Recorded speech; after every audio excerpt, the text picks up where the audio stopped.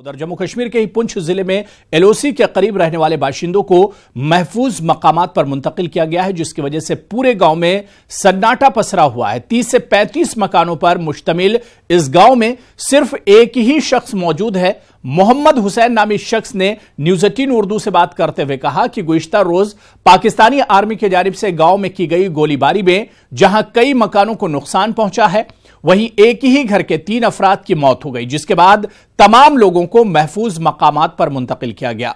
ज्यादातर लोग पुंछ में अपने रिश्तेदारों के यहां चले गए हैं। वहीं कुछ लोग जिला इंतजामिया की जानिब से मिडिल स्कूल कमानिया में बनाए गए कैंप में मुकीम है। मोहम्मद हुसैन ने बताया कि वो भी यहां नहीं रहना चाहते, लेकिन अपने मवेशियों की वजह से रहने पर मजबूर हैं।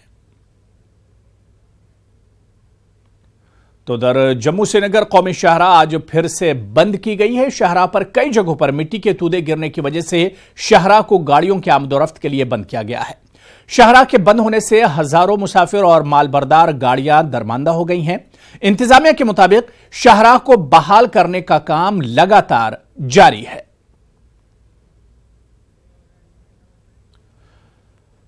महाराष्ट्र के औरंगाबाद में बीती रात जबरदस्त सड़क हादसा पेश आया। एक बेकाबू ट्रक ने कई अफराद को कुचल दिया, जिसमें एक शख्स की मौके पर ही मौत हो गई, वहीं मुतादिद अफराद जख्मी हुए हैं।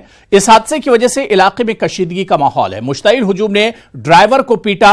मौके पर इजाफी पुलिस तैनात की गई है। फिलहाल हालात काबू में हैं। पुलिस के एरिया में एक ट्रक ने, जिसका रजिस्ट्रेशन बीड का है, उसने एक आदमी का फेटल एक्सीडेंट किया और 3 आदमियों को जख्मी किया। इसकी वजह से काफ़ी लोग जमा हो गए थे। फिर भी वहीं के लोगों ने, स्थानिक लोगों ने ट्रक को पुलिस स्टेशन तक लाने में मदद की और ड्राइवर और क्लीनर ये भी जख्मी कंडीशन में है। टोटल 1 मृत और 4 जख्मी हैं। इन सबका इलाज सुचारू रूप से चल रहा है।